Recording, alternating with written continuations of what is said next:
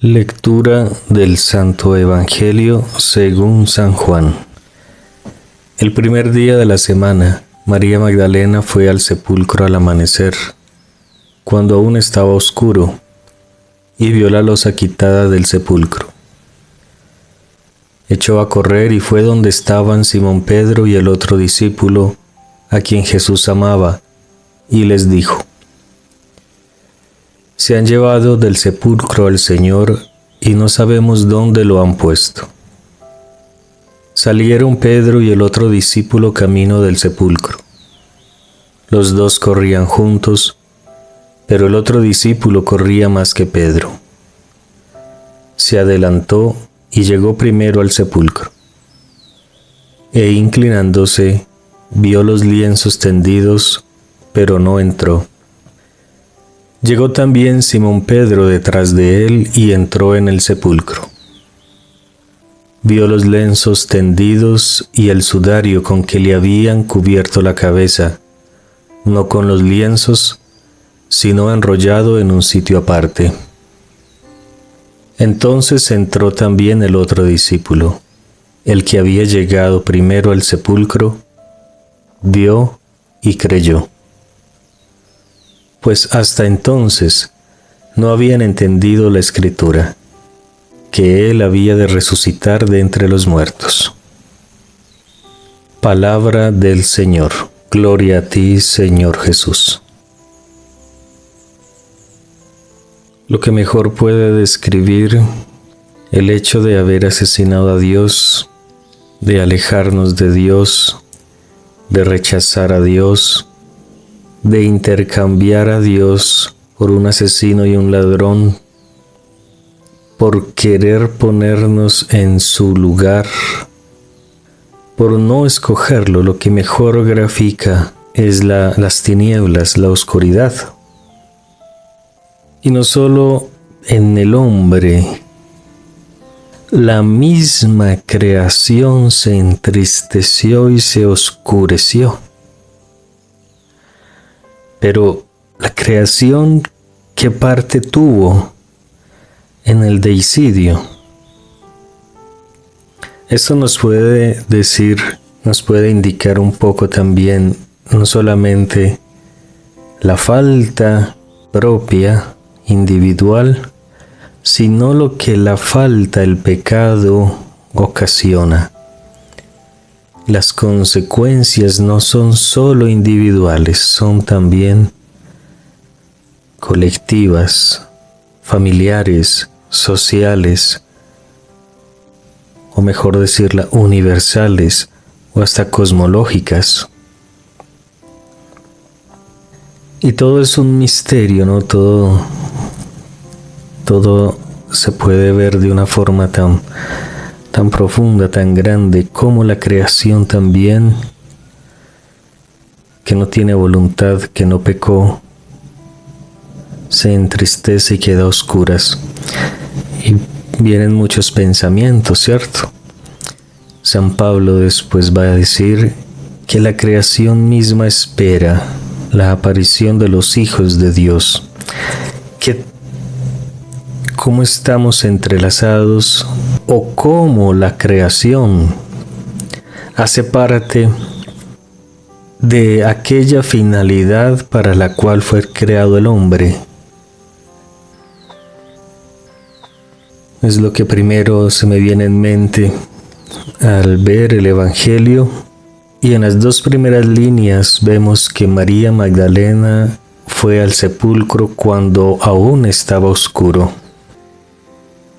Y las dos últimas líneas de este Evangelio nos hablan también de una oscuridad ya en lo que es la potencia del alma, del entendimiento, de la inteligencia, pues hasta entonces no habían entendido la Escritura.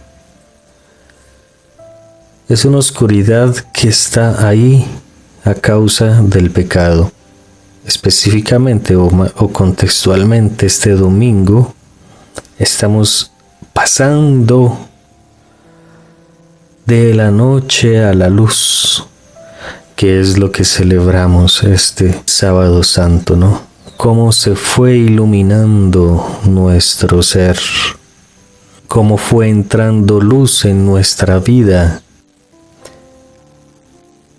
Entonces tenemos tinieblas, luz, oscuridad, entendimiento. Y específicamente la Pascua es ese paso, ¿no? De las tinieblas a la luz, de la esclavitud a la libertad. Todo lo que puede encerrar también lo que es esclavitud. Todo lo que encierra la palabra esclavitud. Todo lo que el género humano ha vivido, ha soportado una esclavitud. ¿Y qué es pasar entonces de la esclavitud a la libertad, de las tinieblas a la luz? Es todo ese también misterio procesual de conocer a Cristo, de entender a Cristo, de vivir a Cristo. Después de la resurrección vamos a estar escuchando en las apariciones de Jesús a sus discípulos, que por 40 días Él también gradualmente, delicadamente, les está haciendo entender que Él sí resucitó, que Él sí está vivo, y luego los va a enviar a predicar esa resurrección. Y entre tantos temas, tan rico que es ese tema de la resurrección, ¿no? Podemos resaltar el que es anunciar que Cristo resucitó. Es simplemente como espectadores de una resurrección o ser partícipes del resucitado. Y ahí está ese momento gradual. Todo es todo un proceso. A nosotros se nos anuncia un resucitado, pero no solamente para que seamos un testigo más, que acreditemos a una verdad que me dicen, sino que vivamos esa resurrección. Y creo que es lo que la Iglesia ha tratado de hacernos entender, y Dios nos ha tratado de hacernos entender desde hace 2025 años. ¿Qué significó esa resurrección? No solo de que Él resucita, Él no solamente vino para hacernos creer que Jesús es Dios, sino que nosotros tenemos que participar de ese Jesús resucitado, de participar de esa resurrección. Entonces, por ejemplo, ¿cuánto tiempo nosotros nos dedicamos a hacer ayunos, penitencias, limosna, oración, para este momento pascual, para este paso?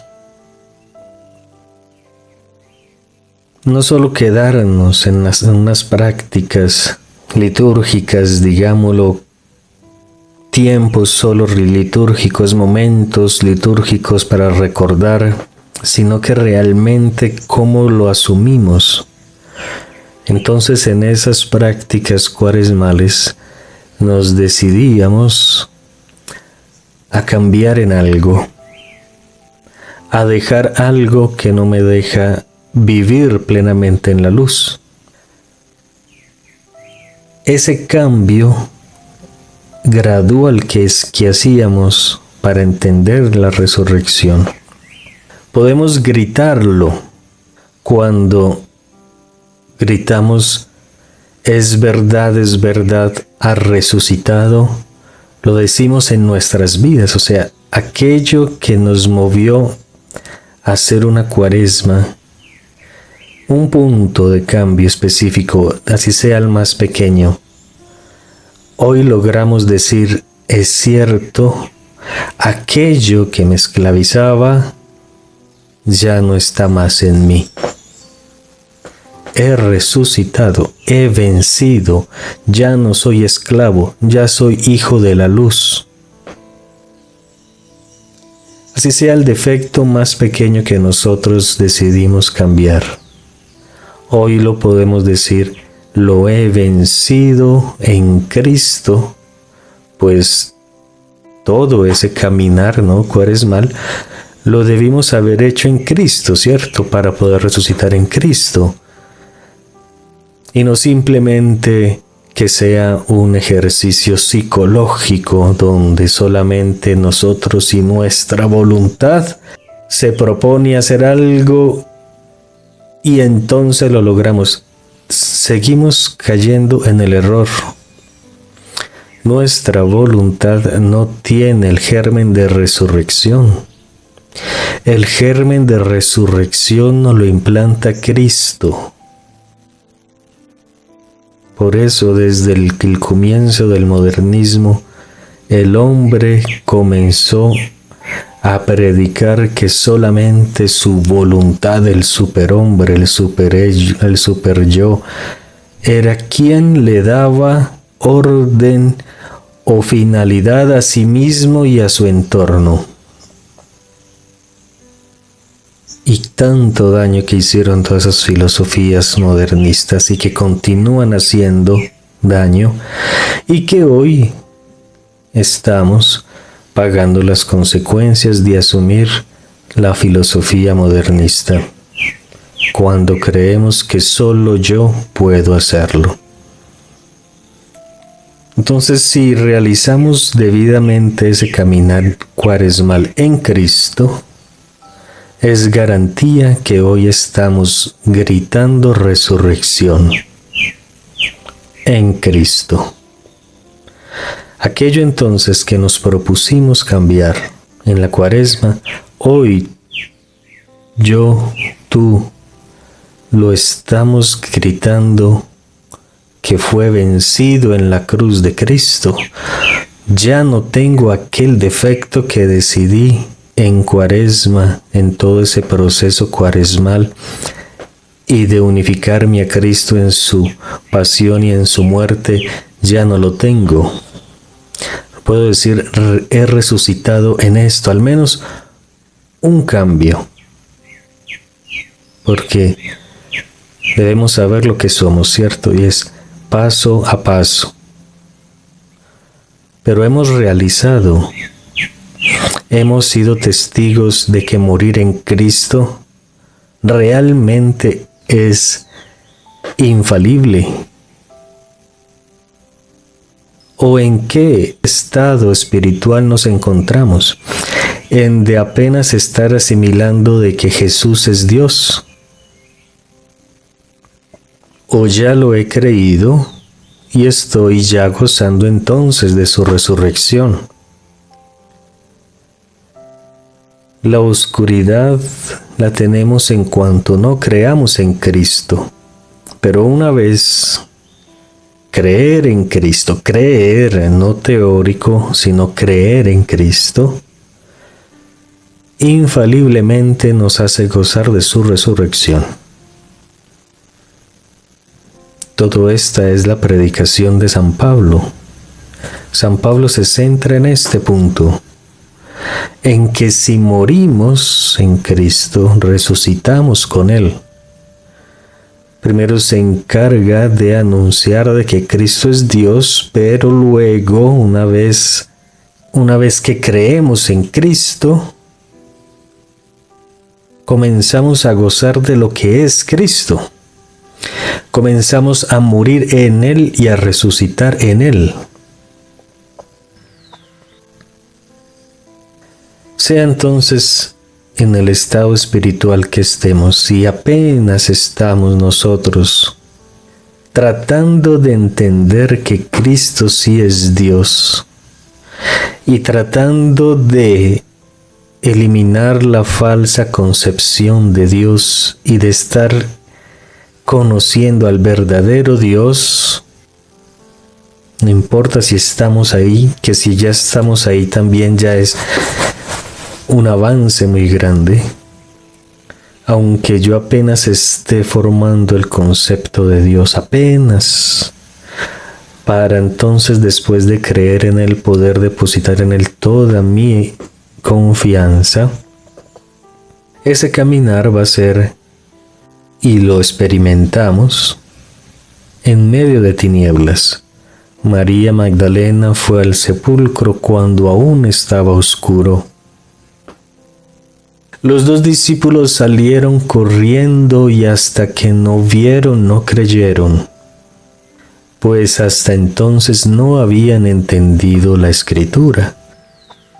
El entendimiento estaba todavía en tinieblas, hasta que nosotros entonces no concibamos al verdadero Dios en nuestro entendimiento, no gozaremos de todo lo que es Él y todo lo que nos puede dar. El proceso es este. Y muchas veces nosotros nos engañamos con solo teorías.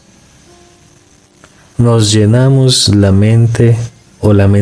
boca de solo teorías, de algo teórico. Y podemos recitar el credo, pero es teórico.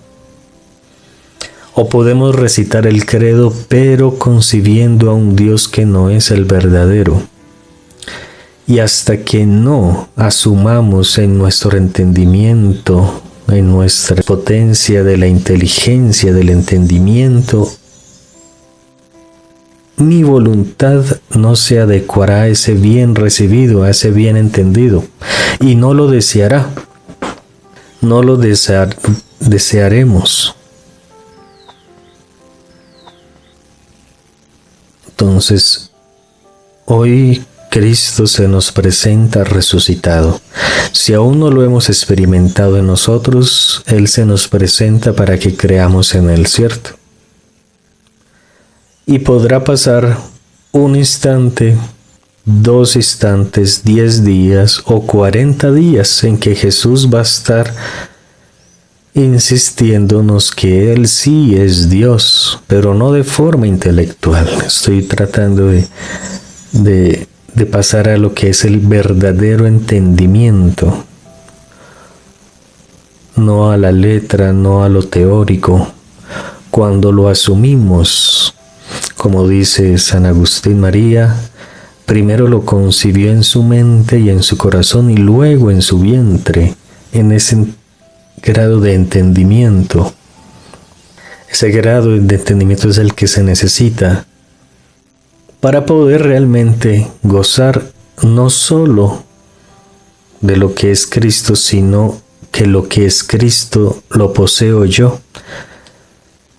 Gozar de la resurrección no de forma de espectador, sino que yo lo estoy viviendo como protagonista. Entonces sí, solo hasta que entendamos podremos gozar realmente de lo que es resurrección. ¿Y qué es lo que debemos entender? Que debemos pasar por la muerte. Hasta que no muramos, no resucitaremos. Yo no puedo saber qué es resurrección si no muero. Solo quien muere puede resucitar. Y no estamos simplemente aquí limitando a esa muerte corporal, a la muerte espiritual que Él nos dice. Si el grano de trigo no muere, no puede germinar, fructificar, ¿cierto? No puede dar fruto. ¿Y por qué no hemos visto los frutos de Cristo resucitado en nuestras vidas? Porque no hemos muerto. ¿Por qué no hemos resucitado? Porque no creemos todavía que es muriendo. No creemos que debemos morir. Ahí está siempre el punto neurálgico de todo, ¿cierto? ¿Quién desea morir? Nadie. Solo hasta que no sepamos que hay más allá, no desearemos morir. Solo hasta que no creamos que realmente muriendo se consigue el premio, no moriremos. ¿Por qué entonces no gozamos del premio de lo que es realmente estar resucitado? Porque no hemos muerto. Podemos acompañar a Cristo, sí, pero solamente hasta la segunda, cuarta, sexta estación del Vía Crucis. Pero más para allá, no me pida más para allá, no me pida llegar a la 10ª estación y mucho menos a la 14ª estación. Cada paso de la vía sacra de la Vía Crucis es mucho más cruel. Cada paso que damos es mucho más cruel. Así como vimos que Jesús le tocó vivir, cada paso que hacía era mucho más cruel. Pero él cada paso lo daba todo y conseguía la fuerza para seguir muriendo. Pero solo hasta que llegamos hasta la última estación, hasta la muerte, es que podemos realmente saber qué es resucitar. Ahí está el punto de toda la vida y el género humano siempre lo ha querido descifrar. ¿Qué es vivir libre? ¿Qué es vivir resurrección? ¿Qué es la libertad? ¿Qué es la libertad? Nadie puede saber qué es libertad ni experimentar la libertad porque nosotros nacimos esclavos. Ese fue el mismo proceso de esa Pascua de los judíos. Por 400 años vivieron como esclavos. Llegó el momento de la libertad y no sabían qué era vivir como seres libres. No sabían y enredaron más la pita. Se enredó más su vida. No sabían qué era vivir siendo libres. Ahora Cristo con su resurrección a los apóstoles les estaba diciendo que esa muerte que le tocó asumir y que le pronosticó a cada uno de ellos que iba a pasar, esa muerte, esa persecución y esa muerte de esa forma es simplemente un paso, y es un paso necesario para nuestra salvación.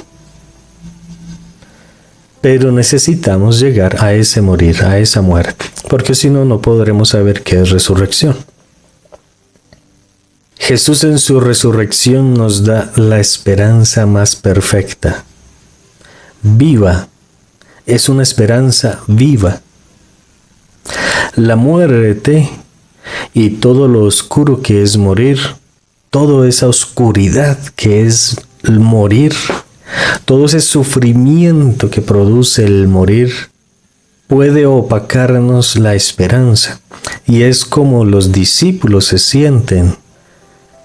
Le quitaron la esperanza.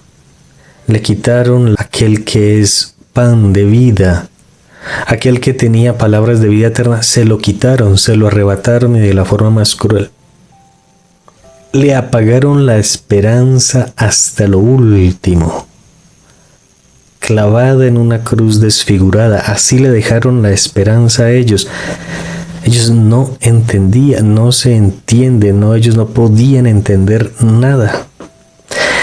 Aún esa imagen que Cristo quiso construir en ellos de lo que era el Mesías, y aunque muchos de ellos asumieron la figura de Mesías diferente a como se la estaba enseñando su religión judía, aún esa figura de Mesías, de Salvador, se la eliminaron con la muerte en una cruz. Pero luego aparece en medio de ellos resucitado. Y esa resurrección dará entonces la fuerza, la potencia creadora, regeneradora. Soy yo, estoy vivo. Sí soy yo. Sí soy yo. Y vine a confirmarles en mi resurrección todo lo que les dije y lo que les prometí, y también las condiciones que les doy, como por ejemplo el morir, el negarnos. Pero ¿por qué la pone tan difícil? ¿Por qué siendo Dios no se inventó otra salida? Porque en su sabiduría eterna Él eligió la cruz, el negarnos, el morir, como remedio salvador, como el único remedio, como el más eficaz. Y Él no simplemente se contentó con decirnos que su sabiduría eterna escoge la cruz, sino que Él mismo vino y nos demostró con su propia vida. Así como cuando ustedes le quieren enseñar a un niño a hacer algo de tal forma, ustedes mismos se abajan y lo hacen junto con él, para que él tenga confianza y pierda el miedo y se entregue a lo que nosotros le queremos enseñarle. Entonces es el morir realmente lo que nos hará resucitar realmente.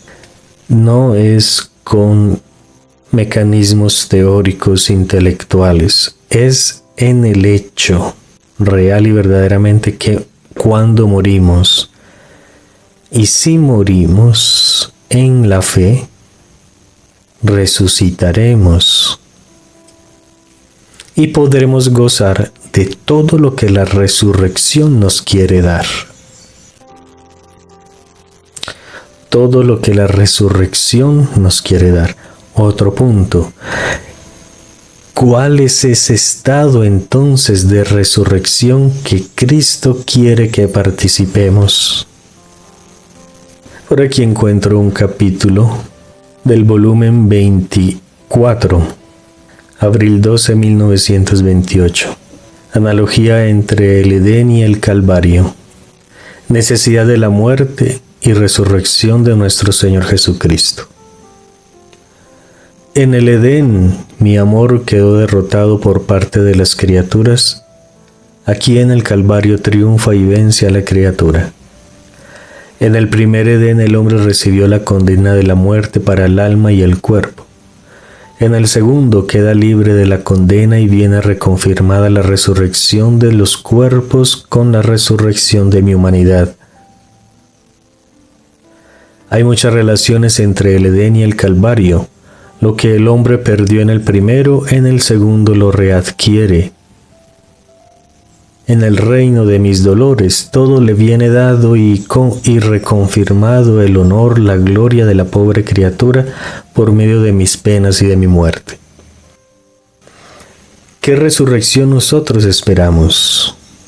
Porque también es a ese punto. ¿Qué concepto de resurrección nosotros tenemos?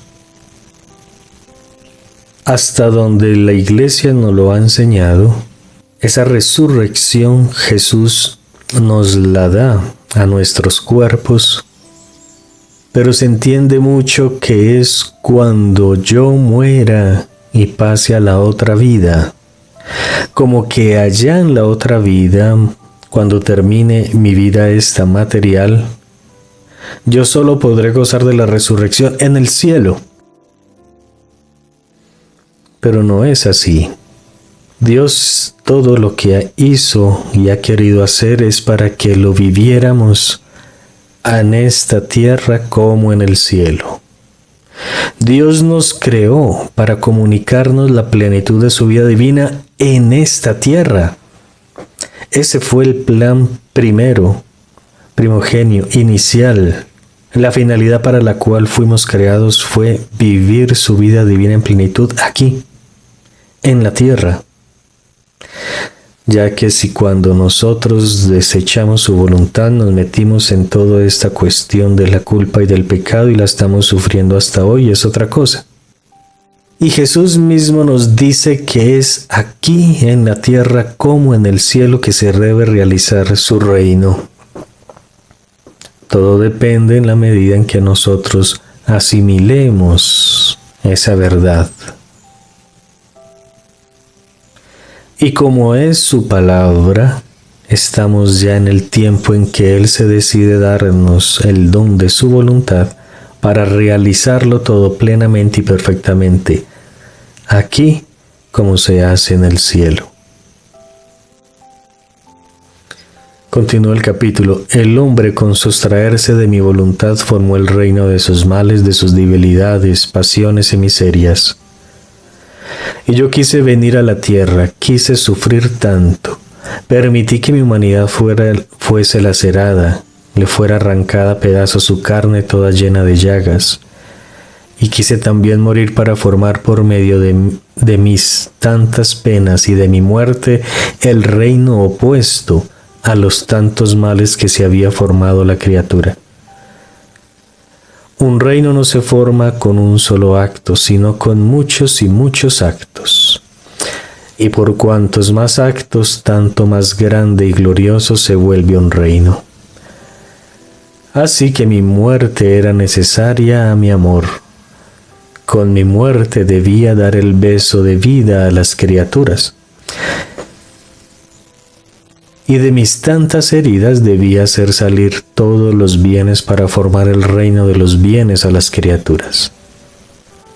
Por eso mis llagas son fuentes que desbordan bienes y mi muerte es fuente de donde brota la vida a provecho de todos. Tenemos toda su vida, pasión y muerte para poder vencer las consecuencias de nuestro pecado, personal como universal, porque estamos nosotros en el lugar que estemos, también sufriendo las consecuencias de los pecados sociales. ¿De dónde yo sacaré fuerza para afrontar todo lo que la vida nos depara? De Cristo, de sus penas, de sus llagas, de su muerte. Esto es hasta donde lo hemos entendido, ¿cierto? Pero aún hay mucho más. La resurrección plena, ¿cuál es? Cuando nuestra voluntad le da el total dominio a la voluntad de Dios, no una sola vez, no dos veces, no tres veces, siempre.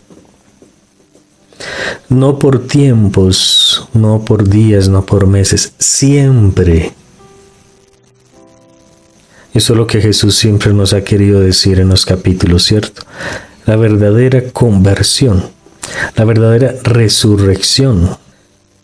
Yo puedo gozar de los frutos de una fuente solo cuando yo me acerque a ella, una fuente de agua.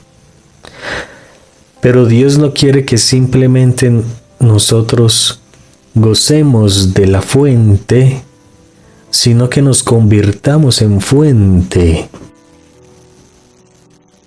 Dios no quiere que yo goce de su paz, de su luz, por tiempos, por momentos, sino siempre. Y se puede hablar solamente de reino cuando es un número de actos continuo. Porque muchas veces nosotros morimos a unas cosas, pero a otras no. O morimos a una cosa un día sí, pero otros días no. Y no podemos gozar de lo que es la verdadera resurrección. La probamos, la que medio saboreamos, pero no la vivimos. Porque nuestra muerte no es continua. Entonces hacemos la voluntad de Dios muchos días, pero después hacemos la nuestra y volvemos a la esclavitud. Probamos la voluntad de Dios en retiros, en momentos de conversión, en momentos de consolación espiritual, pero luego nosotros le damos la espalda y hacemos nuestra voluntad y caemos nuevamente a lo que la voluntad humana nos puede dar. ¿Qué clase de resurrección quiere Dios ofrecernos? Una resurrección total, plena, ininterrumpida. Y solo entonces podremos saber qué es resurrección. Por el momento solo estaremos como que medio saboreando resurrección. Medio saboreando. Todavía no es nuestro alimento. No es nuestra vida la resurrección. Volumen 36, abril 20, 1938. La verdadera resurrección está en resurgir en el querer divino. Continuaba mi giro en todo lo que hizo nuestro Señor sobre la tierra y me he detenido en el acto de la resurrección. ¡Qué triunfo! ¡Qué gloria! El cielo se volcó sobre la tierra para ser espectador de una gloria tan grande. Y mi amado Jesús ha regresado y me ha dicho: hija mía, en mi resurrección venía constituido el derecho a todas las criaturas de resurgir en mí a nueva vida. Era la confirmación, el sello de toda mi vida, de mis obras, de mis palabras, de mi evangelio. Y confirmación de que si vine a la tierra fue para darme a todos y a cada uno como vida que les pertenecía. Mi resurrección era el triunfo de todos y la nueva conquista que todos hacían de aquel que había muerto por todos, para darles vida y hacerlos resurgir en mi misma resurrección. Pero ¿quieres saber en dónde consiste la verdadera resurrección en la criatura? No es al final de los días, sino mientras aún vive en la tierra. Lo que decíamos, ese era el proyecto que Él vino a restaurar, a recapitular, a redimir. El reino de Dios aquí en la tierra, como en el Edén, que antes de pecar poseía al ser humano en plenitud de esa vida divina de Dios. Iba a ir creciendo, sí, en sabiduría, edad y gracia, pero poseía la vida plena, esa vida divina en plenitud. Esa vida era la que Dios desde la eternidad decidió que nosotros viviéramos aquí, sobre la tierra, no para un después de la muerte. Entonces continúa el capítulo. No al final de los días, sino mientras aún vive en la tierra. Quien vive en mi voluntad, ella resurge a la luz y puede decir: mi noche ha terminado. Resurge en el amor de su Creador, de modo que no existe más para ella el frío, las nieves, sino que siente la sonrisa de la primavera celestial. Resurge a la santidad, la cual pone en precipitosa fuga a las debilidades, a las miserias, a las pasiones. Resurge a todo lo que es cielo, y si mira la tierra, el cielo, el sol, los mira para encontrar las obras de su Creador, para tener ocasión de narrarle su gloria y su larga historia de amor. Por eso quien vive en mi querer, puedo decir, como dijo el ángel a las piadosas mujeres cuando fueron al sepulcro: ha resucitado, no está más aquí.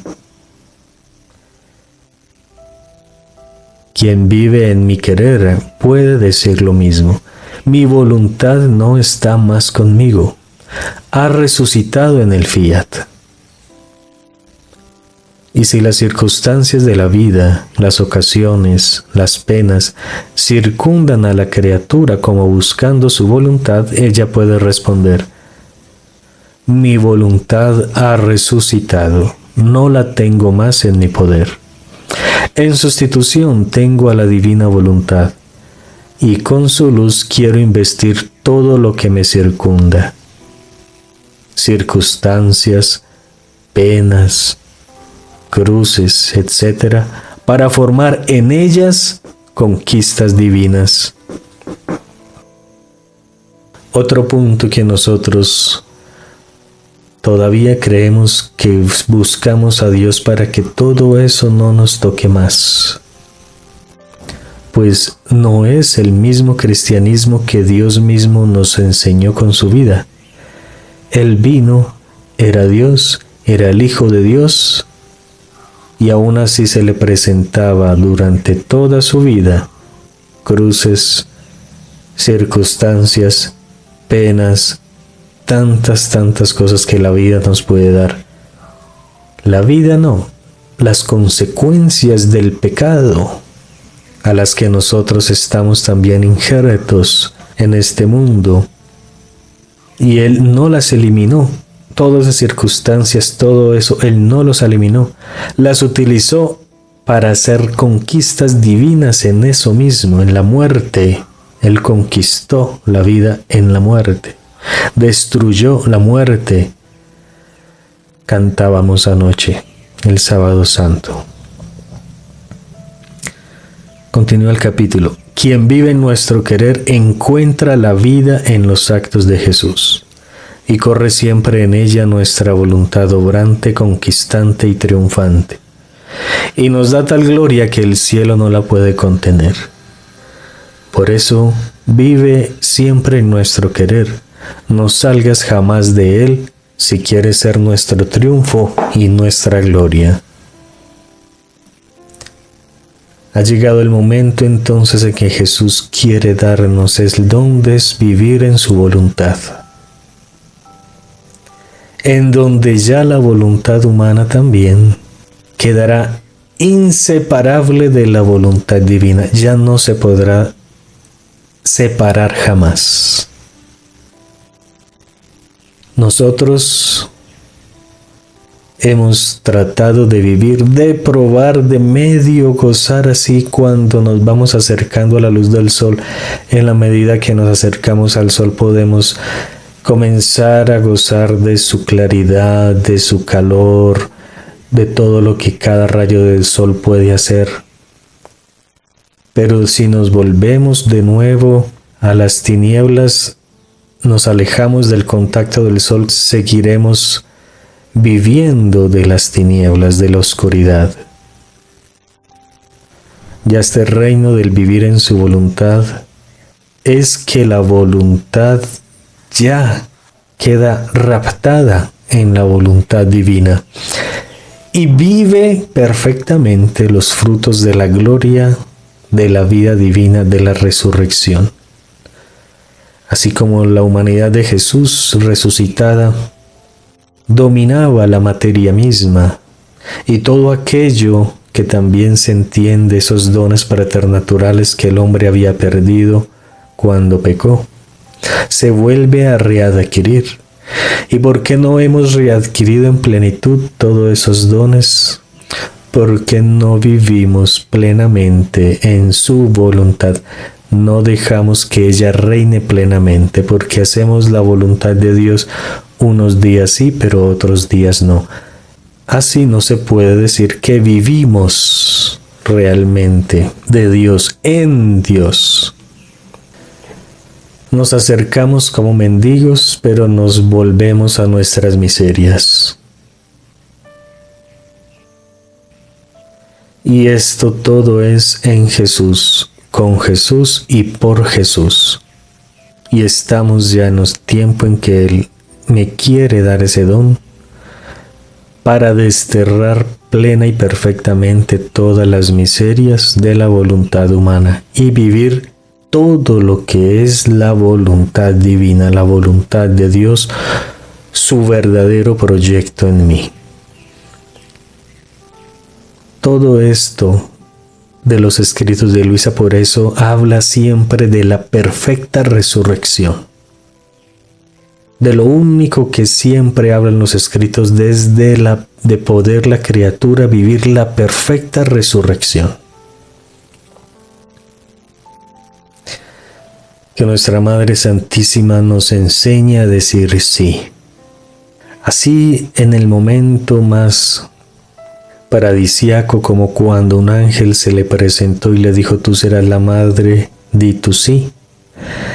Y ese mismo sí fue constante e inseparable hasta cuando le entregaron en sus manos, destrozado y sin forma de hombre, a su vida misma, a su Jesús.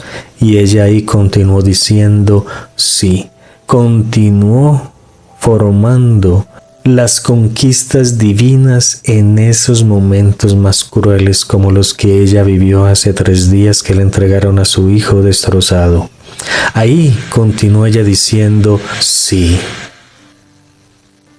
Aun cuando no veía, aun cuando su corazón no lo resistía, continuó diciendo sí.